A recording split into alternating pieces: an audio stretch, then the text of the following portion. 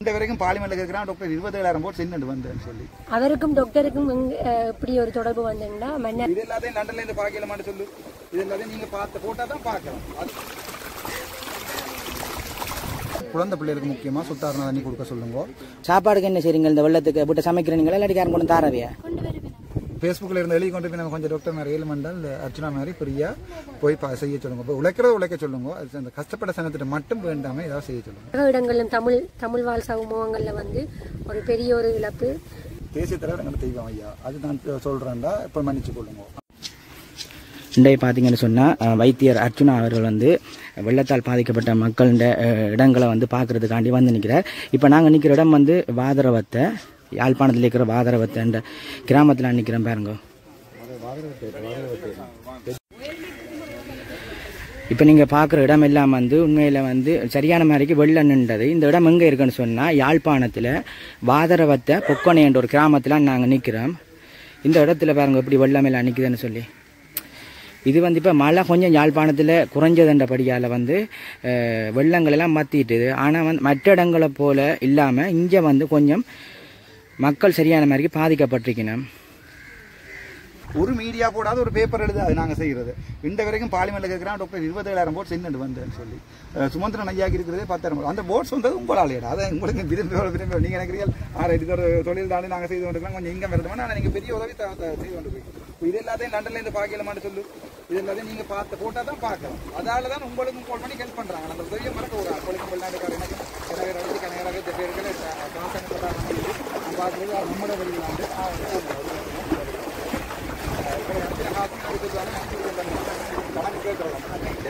நல்லபடியாக அவங்க செய்வாங்க. பிரச்சனை இல்லை. எனக்கு அது சரியான சந்தோஷம் இருந்தால் உங்களுக்கு அவங்க உதவி செய்கிறப்போ நீங்கள் தொடர்ந்து இந்த வேலையை செய்வாங்க. இந்த வேலையை மீடியா செய்யாது. இன்னைக்கு உதயன் பேப்பரும் சக்தி எஃப்எம்மும் சூரியன் எஃப்எம் இதுக்குள்ள வீடியோ எடுத்து போட மாட்டேன். அது நீங்கள் தான் செய்யணும். நன்றி. பெரிய உதவி தமிழ் மக்கள் சார்பால் எங்களோட படிகளுக்கு பெரிய நன்றி.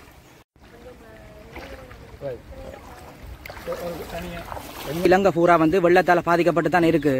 இப்படியான இந்த வெள்ளத்தால் பாதிக்கப்பட்ட இடங்கள்ல இருக்கிற மக்கள் இந்த தண்ணியல் வெள்ள தண்ணியலுக்கு எல்லாம் போய் வெறினு தானே.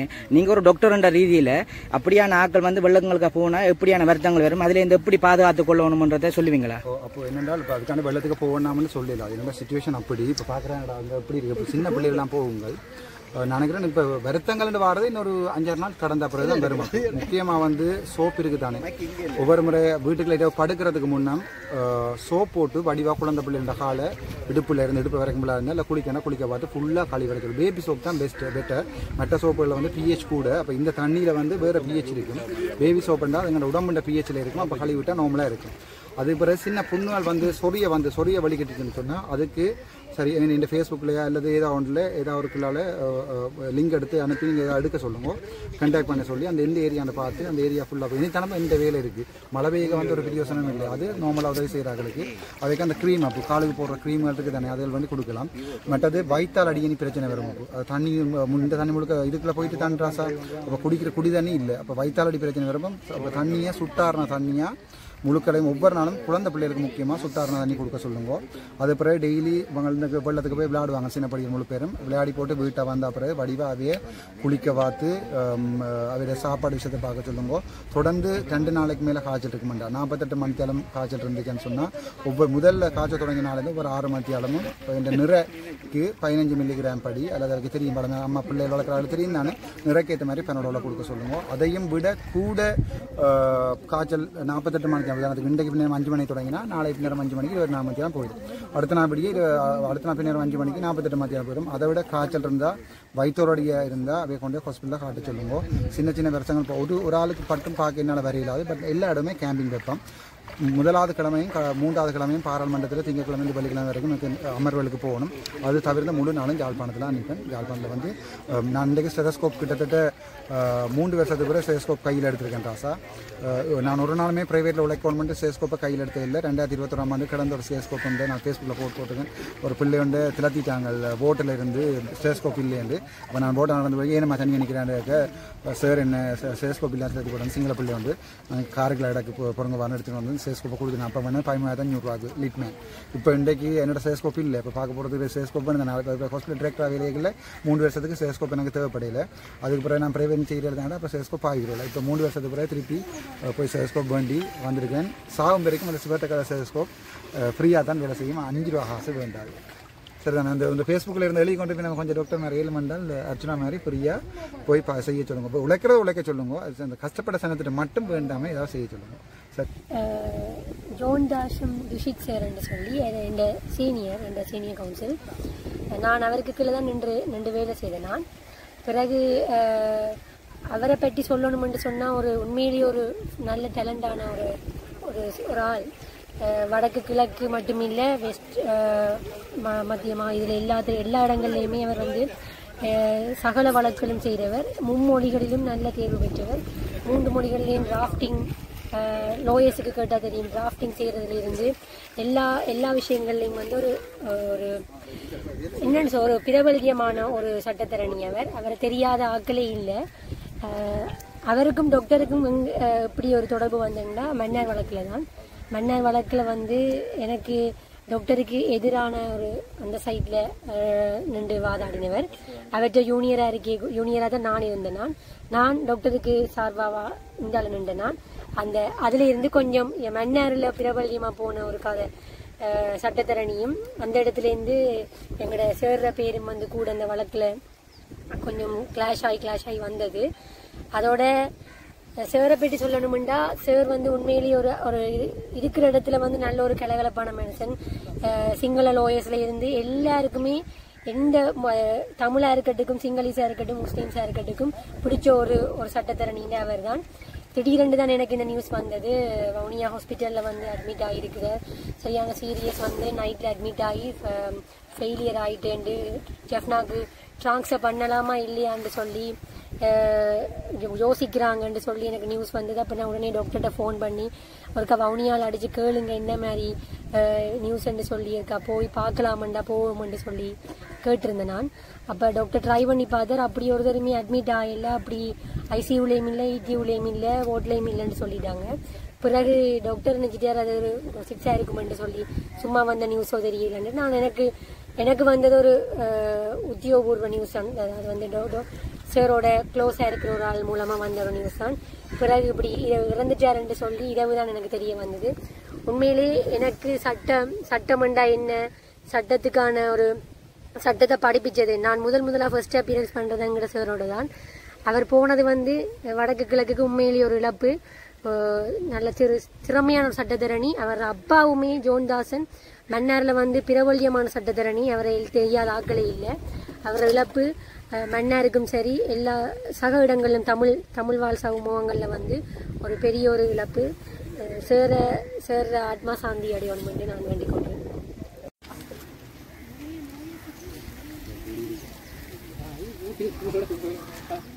ஆனால் உண்மையில் வந்து வெள்ளத்துக்கு வந்து நாங்கள் மக்கள் பாதிக்கப்படுறதை நாங்கள் பார்க்குறோம்.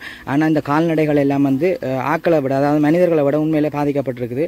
ஏன்னு சொன்னால் இப்போ பார்த்தீங்கன்னு சொன்னால் தெரியும் பாருங்க, அந்த இது வந்து ஒரு கிராமத்தில் வளர்க்குற ஆடுகள் தான். பாருங்கள் அந்த வெள்ளத்துக்கால எப்படி போகுதுன்னு சொல்லி.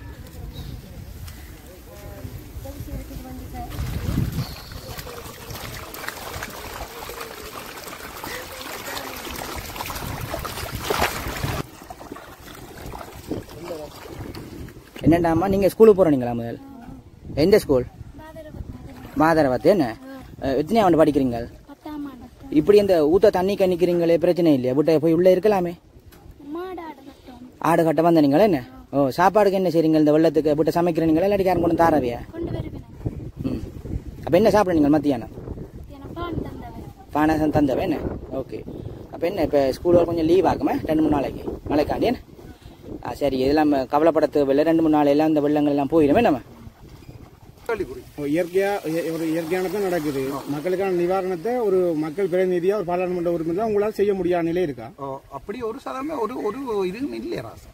இப்போ கூட இப்போ நான் ஒரு போஸ்டும் போடையில. நான் எனக்கு இந்த சாப்பாடு செய்ய கொடுக்கப்புறம் காசு நான் அப்படி போடையில. இப்போ சிலவங்க போட்டு கொண்டு இப்போ நீங்கள் பார்ப்பீங்க. நான் போடையிலேன்னு சொன்னால் ஒரு பாராளுமன்ற உறுப்பினர் இருந்து கொண்டும் நாங்கள் இருக்கிற வெளிநாட்டில் இருக்கிற ஆக்கள்கிட்ட வேண்டித்தான் அப்போ நாங்கள் சனத்தை பார்க்கணுமெண்டா பார்லிமெண்ட் இருந்தே பிரியோசனம் இல்லை. அப்போ அதுகளை சிங்களாக்களுக்கும் தெரியாதது. இவன் என்பிபியில் இருக்கிறார்களே சரியா கவலைப்படினா இப்படி நடந்து கொண்டிருக்கே அரசாங்கத்திட்ட கொடுக்குறதே காசு இல்லை. அதான் இப்ப நீங்க இங்க இருக்கிற நிலவரங்கள்லாம் எடுத்து சொன்னா நிதி பிறகு தாமதமாக வர கிடைக்க வாய்ப்பு நான் நினைக்கிறது அதுவும் சான்ஸ் இல்லைன்னு தான் நான் நினைக்கிறேன். என்ன பொறுத்த வரைக்கும் அப்படி பிரைவேட் பில் அப்ப நீங்க ஹெடிங் எடுத்து சொல்றது கூட பிரைவேட் பில் எப்படி எனக்கு தெரியும். அப்ப அதே மாதிரி நம்மளோட லோயஸ் வேணும் இப்படி எழுதுறேன் சும்மா விளையாட்டுல பாராளுமன்றத்தில் போய் ஒரு பிரைவேட் பில் போறன்றது ஒரு விளையாட்டு இல்லையா. அப்போ அதுல 4 வசனம் பிசைனாலே கட்சியெல்லாம் குத்திக்குள்ளாரி அந்த பில்லை இல்லாம பண்ணிடுவாங்க. அப்ப இதெல்லாம் தெரியாம தான் மக்கள் உங்கள் மீது கடும் விமர்சனங்களை வச்சு வராங்க. கவலையா இருந்து நான் ஃபேஸ்புக்லயும் போட்டு பார்த்தேன். நான் இரவு மதவாச்சியில படுத்து காரைக்குள்ள படுத்து அதே சேர்த்து அனுப்ப ரெண்டு வீடியோவும் பாத்தீங்கன்னா உங்களுக்கு தெரியும். அதுதான் மன்றம் நீதிமன்றத்துக்கு ஒரு தேர்தலை கடையில் போய் மொத்த கழிப்பிட்டு அப்படிதான் நீதிமன்றத்தை போனான். அது வேற லேட்டா போச்சு. என்னடா எங்க நாக்களுக்கு அதை விளங்குறீங்களே ஏதோ ராக்கள் எழுதி கொண்டிருக்கணும் என்ன செய்யறேன். நான் அங்க எங்க தமிழாக்கள் நினைக்கிறேன். நான் உண்டு, ஸ்ரீதரன் ஐயா உண்டு, கஜேந்திரகுமார் ஐயா உண்டு. சரிதானே. என்ன தவிர மிச்சம் 2 பேருக்கும் ஸ்ரீதரன் ஐயாவா இருக்கட்டும் அல்லது கஜேந்திரகுமார் ஐயாவா இருக்கட்டும் அங்க இருக்கிற பாராளுமன்றத்தோடையோ அங்க இருக்கிற உறுப்பினர்களோடையோ ஒத்தி செஞ்சு ஒரு விஷயத்தை நல்லா கதைச்சு போறதுக்குரிய பக்குவம் இல்லை என்று தான் நான் சொல்லுவேன். அதுக்கு இவர் வேண்டாம் பிரைவேட் கேஸ்களை போடட்டும். அதான் உண்மை.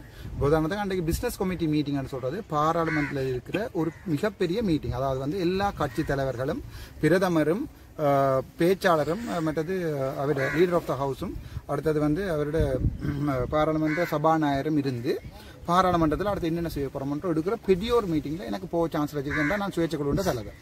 அங்க போய்க்கல அவ்வளவு பேரும் ஒத்தி செஞ்ச ஒரு விஷயங்கள் கதைக்கல எங்கண்ட ஆக்கள் மட்டும் குதர்க்கமா கதைக்கிறது. உதாரணத்துக்கு அங்க இருக்கிற 70-80 மாணாக்கள் ஒரு நல்ல ஒரு யூனிட்டியோட அங்க அடிபட்டு பிரியோசனம் இல்லை ராசா.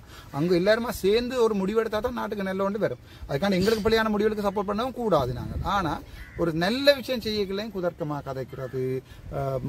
அவ்வளவு பேரும் இங்கிலீஷ்ல காய்ச்சி கொண்டிருப்பினும் அவர்களோட சிங்களத்துல கதைக்கிறதே இல்லை. இங்கிலீஷ்ல காய்ச்சி கொண்டிருப்பினும் எங்கண்டார்கள் அப்ப நான் என்ன சொல்றேன் எங்களுடைய வடக்கு கிழக்கிலே என்ற 5 படாரண்டு மக்கெடுத்து போடுவாங்க. அப்போ அது ஒரு கேவலமான வேலை. அப்போ இப்போ நாங்கள் இவ்வளவு பேரும் தமிழ்ல காய்ச்சி கொண்டிருக்கோம். நான் மட்டும் சிங்களத்தில் காய்ச்சி கொண்டா உங்களுக்கு எப்படி இருக்கும்? அப்போ அவங்களுக்கு என்னென்றா முழு தமிழரையும் அங்க இருக்க சிங்களாக்களுக்கு முழு தமிழரையும் ஒரு ஒரு அப்படி ஒரு ஃபீலிங் அப்படி இருக்கக்கூடாது. நாங்கள் ஒரு ப்ரொஃபஷனலாக ஹை லெவலில் இருந்தால் தான் ப்ரொஃபஷனலாக தானே இருக்கணும்னு ஆசைப்படுறீங்க. நாங்கள் ப்ரொஃபஷனலாக இருந்து காட்டுறோம். படிகளோட நிற்கணும்னா படிகளோட இருந்து காட்டுறோம். எனக்கு தெரியும். நாங்கள் ஒரு ஹை லெவலில் இருந்து ஒரு ஹை ஸ்டாண்டர்ட்ல இருந்து கதை கேட்கல தான் நாங்கள் கேட்பினோம் ராசா. அங்கேயும் போயிருந்து கொண்டு வெளியில நான் பம்பலா கதைக்கிறது அங்கே ப்ரொஃபஷனலாக காய்க்கிறது. அவன் அங்கே பம்பலாக காய்க்கிறது. இங்கே பெரிய ப்ரொஃபஷனல் மாதிரி காய்ச்சி கொட்டுறது. எங்களுடைய தமிழ் உள்ளத்தை எங்களுடைய தலைவரை எங்களுடைய என்று காய்ச்சி கொட்டுறது. அங்கே கேண்டீனில் சாப்பிட வரதும் இல்லை, மற்றவனோட இருந்து கதைக்கிறதும் இல்லை, மற்ற எங்கேயுமே. ஆனால் முடிஞ்சே போய்க்க பார்த்தேன்னா அம்மா அவங்களோட ஃபோன் நம்பர் ஒருக்கா தருவீங்களே என்னங்கிற சிறுரன் ஐயா போய் கெஞ்சி கொண்டிருக்கிறார் பிரதமர்கிட்ட. ஏன் தங்களுடைய பர்சனல் தேவைக்காண்டி மக்களுடைய தேவைக்காண்டி இல்லை. அது நான் நினைக்கிறேன் பெரிய இழப்பு. என்பிபியை இந்த முறை அனுப்பினதை விட பாராளுமன்றத்துக்கு 3 பேரை இவன் உமாரன் ராசையாவாக இருக்கட்டும், மணியண்ணையா இருக்கட்டும், யாராவது அல்லது கௌசல்யா, மயூரன் இப்படி ஒரு 5 பேரை அனுப்பியிருந்தீங்கன்னா துணிஞ்சு தூளை நெஞ்ச தூக்கணும்னு இருப்போம். இப்போ தனிக்கட்டை அணிக்க வேண்டி கிடக்கு. எல்லா விஷயத்தையும் அவையோட ஒத்து அவைக்கு விளங்கப்படுத்தக்கூடிய மாதிரி நான் 1-2 கொடுத்தேன். நான் கையோத்தி கேம்பஸுக்கு போயிடலன்னு சொல்லி செக்ரட்டரி ஜெனரலுக்கே கொடுத்தேன். உங்களுக்கு சிங்களத்தில் பார்த்தீங்கன்னா அத்தவசில் கேம்பஸ் கேனே அப்பி போய் மோட கட்டா ஆகியான்னு பார்த்து நீட்டாக கொடுத்தேன். நான் அப்படியே நான் இன்னும் கொடுத்தேன். எங்களோட மாவீரத்தின் கதை கேட்கல அதுவும் கொடுத்தேன். அது மீடியாவில் விடையில அதுவும் நான் கொடுத்தேன். நான் கிளியராக வழங்கக்கூடிய மாதிரி இன்னொன்று அந்த எதிர்கட்சி கதைகள் இருந்தது அதுக்கும் கொடுத்தேன். அந்த 2 மீடியாவில் விடையில இந்த வந்து தான் மீடியாவில் பற்றிக்கலாம். கொஞ்சம் நாங்கள் யோசிக்கணும். அடுத்தடுத்த மாகாண சபை தேர்தலில் என்பிபிக்கு போட போறீங்களா அல்லது தமிழ் எனக்கு வேண்டாம் யாராவது தமிழனுக்கு போட சொல்லுவோம். அவ்வளோதான் இந்த வேண்டாம். நாங்கள் அங்கே போய் ஒரு இது நாங்கள் எங்களை ஜாழ்ப்பாணத்துலேருந்து வந்திருக்கோம் நிற்கணும். அப்போ இங்கால இவர் ஸ்ரீதரன் ஐயா இருந்து பக்கத்தில் இருந்து சொல்றார் நாங்கள் மைக் எடுத்து நாங்கள் வட இலங்கையிலே 3வது பெரிய கட்சியை சேர்ந்து அவருக்கும் ஒரு சீட் அனுப்ப எனக்கும் ஒரு சீட் தான். அங்கே போய் அது கதைக்க தேவையில்லை ராசா. அங்கே போய் கதைச்சே நான் இந்த பெருசாக கதைக்குது. அப்போ அப்படி சரி இந்த பயங்கரம் கதைக்க கொண்டு போய் அங்கே போட்டால் கரண்ட்டு போய் madam can I have your phone number please என்று வேண்டியவன் நிற்கிறாரு. தேவையா ராசா தேவை? இங்கே தானடா உண்மையாக தமிழன் 23,000 தமிழன் மாற்றப்படுறான். கிளிநொச்சியில் 23,000 போட் விழுந்தே இல்லை. அவ்வளவு தமிழருக்கும் ஒன்றுமே நடக்க போகிறேன். நான் ஷூராக சொல்லுவேன் ஒன்றுமே நடக்க போகிறேன். ஆனால் இந்த சாவச்சேரி கோல்டாக மாறும், தங்கமாக மாறும். இல்லை உங்களுக்கு எந்த டவுட்டும் வேண்டாம். சாவச்சேரியை நான் பார்த்துக்கொள்வேன் சார். அந்த விமர்சனங்கள் எல்லாம் தகர்த்தீங்கன்னா நல்லா இருக்கும். என்னால் முடிஞ்ச வரைக்கும் செய்கிறேன் ராசா. அப்போ கேஸுக்கு போன பிறகு இவருக்கு கேஸுக்குள்ளே போயிட்டு கதைக்கிறேன். அதே ஒரு 200 பேர் தான் கேஸுக்கு போயிலேண்டா இவருக்கு நீதிமன்றத்தை மதிக்க தெரியாதாண்டு கமெண்ட் அடிப்பாங்க. நீதிமன்றத்துக்கு போனால் இவருக்கு மக்கள்கிட்ட வர தெரியாது. நவான்னு அதையும் போடுங்கோ நேற்று எடுத்து காய்ச்சல் சரியான கவலை கொஞ்சம் அண்டர்ஸ்டாண்ட் பண்ணணும். புதுசாக ஒரு பார்லிமெண்ட் மெம்பர் போயிருக்கிறாங்க அண்டர்ஸ்டாண்ட் பண்ணணும். ஏதோ விரும்பி அவைய யூடியூப் அவைய விரும்பினா எழுதலாம். இப்போ உங்களை 2 பேரும் யூடியூப் இல்லைன்றோம் எனக்கு தான் கவலைப்பட்டது. ஏன்னா அது எந்த படிகள் 2 பேரும் யூடியூப்பை தூக்கிட்டாங்கன்ற எந்த கவலை வந்தது. திருப்பி அதையும் சொல்கிறேன். யார் புரோலியூர் ரமணனும் மற்றதாரு வன்னிவாகை அந்த 2 இந்த லிங்க் போட்டுருக்கேன் ஃபேஸ்புக்கில். இதை பார்க்குறாக்கள் மெட்டாக்களும் விளையும் கொள்ளணும். நீங்கள் இதை போடுங்கடாப்பா. அவங்க 2 பேர்ட்ட ஃபேஸ்புக்கையும் சப்ஸ்கிரைப் பண்ணுங்க. எனக்கு நான் ஃபேஸ்புக் போட்டு யூடியூப் சேனல் அந்த லிங்க் இந்த ஃபேஸ்புக்கில் போட்டிருக்கேன். எந்த லிங்க் போட்டு 2வது வீடியோட 6500 சப்ஸ்கிரைபர் வந்து அப்படியே கிடக்குது. உங்கள் 2 பேரும் திருப்பி வந்துடும். பழைய நிலைமையோட கூட வந்துடும் நினைக்கிறேன். சரி எனக்கு புரியும். டாக்டர் என்னன்னு சொன்னால் அந்த கட்சியை பதிகிற சம்பந்தமாக அடுத்த பெரிய டார்கெட் சுயேட்சை நாங்கள் கான்ஸ்டிடியூஷன் எழுதுவோம். கான்ஸ்டிடியூஷன் வந்து சரியான ரெஸ்ட்ரிக்ஷனாக தான் இருக்கும். அதாவது வந்து தண்ணி பப்ளிக்ல இருந்து தண்ணி அடிக்க இல்லாது, பொம்பளை பிரச்சனை வந்தால் கட்சியில இருந்து தூக்குவோம், அப்படி ரெஸ்ட்ரிக்ஷனோட தான் கான்ஸ்டிடியூஷன் எழுதுவேன். அதை எழுதி விரும்பினாக்கள் வரலாம், வராதாக்கள் அந்த சின்ன கட்சியில போய் சேர்ந்து கொள்ளலாம். உங்களுக்கு சொன்ன நம்புறேன்னா நம்புங்கோ, தென்னிலங்கையில் இருக்கிற தோத்த அவ்வளவு கட்சியும் எனக்கு கேட்டு கொண்டிருக்கணும். எந்த தலைமையில வந்து சிங்கள எல்லாருமா சேர்ந்து கட்சி அமைப்பு வந்து நானவையோட நெகோசியேட் பண்ணி கொண்டிருக்கணும். அது தமிழ் கட்சியா இருக்கக்கூடாது. முஸ்லீம் சிங்களீஸ் எல்லாருமா சேர்ந்து நினைக்கிறோம் ஒரு காலத்தில் எதிர்கட்சியா இருப்போம். எல்லாரும் சேர்ந்து அப்போ முஸ்லீமாக்கள், தமிழாக்கள், சிங்களீஸ் எல்லாருமா சேர்ந்து சிங்களீஸ்ல ஒரு கொஞ்சம் நல்ல ஃபேமஸ் ஆனாக்கள் இந்த மாதிரி ஒரு சீட்டும் கிடைக்கல. எல்லாரும் கேட்டுட்டு இருக்கணும். அண்ணா வாங்க ஹதப்பம் சொல்லி இப்போ நான் ஃபர்ஸ்ட் கான்ஸ்டிடியூஷன் எழுதணும். எழுதி போட்டு அவையிட்ட கொடுப்பேன். விரும்பினா வாங்க. அது பெரிய பிரச்சனை தானே எங்களுக்கு. இல்லை கான்ஸ்டிடியூஷன் எழுதாம அவை சேர்த்துட்டோம்டா அதுக்கு பிறகு நாங்கள் கான்ஸ்டிடியூஷன் எழுத சொல்லிங்கன்னா நாங்கள் ஆல்ரெடி சேர்ந்துட்டோம். ஸோ எங்களுக்கு சார்பாக எழுதுங்க உண்டு. முதலாவது ஜாப் கட்சியின் ஜாப் எழுதி போட்டு அது செய்யும். சாதாரணமாக அந்த இப்ப நடந்து முடிந்த தேர்தலுக்கு முதல் ஒரு சாதாரண டாக்டர் ராமநாதன், அர்ச்சுனா ராமநாதன் தேர்வுகள் இப்ப கௌரவ பாராளுமன்ற உறுப்பினராக போயிட்டீங்க. ஆனா கவர்மெண்டால் அரச தரப்பினர் உங்களுக்கு பாதுகாப்பாக ஏதாவது பாதுகாப்பு தரப்பினர் ஏதாவது உங்களுக்கு தர்ற இந்த மாதிரி அப்படி அப்போ அந்த முதலாவது சஜித் இந்த கதிரையில் இருந்த உடனே தென் இலங்கையே எனக்கு எதிராக தான் இருந்தது. பெட்ரோலோடு அடிக்கலாம் தான் இருந்தது. பட் அதுக்கு பிறகு திறனவுக்கும் ஹிருவுக்கும் போய் இன்டர்வியூ கொடுத்தேன். அதையும் கட் பண்ணி போட்ட பிறகும் அதே இதெல்லாம் எல்லாரும் நின்ற என்னோட. இப்ப நம்புறேன் நமக்கு பார்லிமெண்ட்ல இருக்கிற கிட்டத்தட்ட 3/4 பேர் என்னோட செல்ஃபி எடுக்கணும் மட்டும் ஒவ்வொரு முறை படி டாக்டர் ஒட்டு செல்ஃபி என்று பின்னால அறியணும். ஏன்னா அவைக்கு தெரியும். இப்ப சிங்களவருக்கு தெரியும். அந்த சிங்கள வீடியோஸ் எல்லாம் எடுத்து பாருங்க தெரியும். நாங்க பிள்ளை விடையில தமிழரும் பிள்ளை விடையில நாங்க இப்ப சொல்லி அவர் சொல்லிக்கான் தேசிய தலைவர் எங்களை தெய்வம் ஐயா. அது நான் சொல்றேன்டா இப்ப மன்னிச்சு கொள்ளுங்க. ஆனா அதுக்காண்டி உங்களுக்கு விருப்பம் இல்லைன்றதுக்காண்டி நான் போய் சொல்ல மாட்டேன். இது உண்மையா தான் சொல்ல போறோம். விரும்பினா விரும்புவோம், விரும்பாடி விரும்ப. ஆனா அவங்களுக்குமே அது தெரியும். அவங்களுக்கும் ஒரு ஆள் தலைவராக வச்சிருக்காங்க. ரோகண வீர விஜய் வீரவை ஒரு ஆள் தலைவர் தான் சொல்லி கொண்டிருக்காங்க. ஆனா ஒரு ஆள் அரசாங்கம் வந்து என்ன செஞ்சது, அவை வந்து தீவிரவாதி என்று முத்திரவத்தி பிடிச்சி உள்ளுக்குள்ள போட்டு சுட்டுச்சா கொண்டது. அது அவையே சொல்லினோம். சிங்கள மீடியாவில் இருக்கிற யூடியூபே சொல்லினோம். ஆறார கும்பிடுறன்றது அவை வேண்டிய விருப்பம். நாங்கள் அதை தடுக்க இயலாண்டு கிளியரா சொல்லியிருக்கோம். சரிதானே? தலைவனை நான் ரெண்டுக்குமே விட்டு கொடுக்க மாட்டேன். பாராளுமன்றத்திலையும் அது வெளியால வராம முடக்கி போட்டாங்க. அது வந்த பிரச்சனையா போயிருந்தானே. பாராளுமன்றத்திலையும் கடைசி நேரம் சொன்னான், இவ்வளவு காலமுமே நாங்கள் எங்களுடைய உயிர் நீத்த உறவுகளை பயந்துதான் கொண்டாடினாங்கள். இந்த முறை பயம் இல்லாம யாழ்ப்பாணத்தில் கொண்டாட விட்டதுக்கு நன்றி. என்னுடைய அப்பா இன்க்ளூடிங் நான் கொண்டாடுகிறேன் என்று சொல்லி பாராளுமன்றம் சொன்னாங்க. ஒரு எம்பி தமிழ் எம்பியை சொல்ல சொல்லுவா மேல்மன்ற பாராளுமன்றத்தில். ஒரு எம்பியை சிறிதரன்ட்ட கயந்திரம் மேலிட்ட இங்க வெளியில வந்து குளறி வெளிநாட்டுக்காரோட காய்க்கணும் இல்லை பாராளுமன்றத்தில் ரயில் மேல சொல்ல ஒருத்தர் கொடுத்துருமே சொல்லுவோம். அதான் எங்க டாக்டர் குணம் என்னடா இங்க தமிழனுக்கு கொண்ட கதைக்கிறது அங்க பார்லிமெண்ட்ல கொண்ட கதைக்கிறது. நான் இங்கேயும் பிளவடையில நிக்க இல்லை, அங்கேயும் பிளவடையில. அங்க சிங்களீஸ் அவ்வளவு விருப்பம் இல்லை. நம்புறாசா இப்ப எல்லாம் நான் பார்லிமெண்ட்டுக்குள்ள போய்க்கல பயம் என்னென்றால் பிடிச்சு செல்ஃபி எடுப்பான். அங்க இருக்க போலீஸ்காரன் செல்ஃபி எடுப்பான். அங்க இருக்க வேலையாக்கள் எல்லாருமே செல்ஃபி எடுக்கிறாங்க. அந்த அளவுக்கு அவங்களை நான் நம்புறாங்க. எனக்கு அது பெரிய வெற்றி. நான் தெரியாம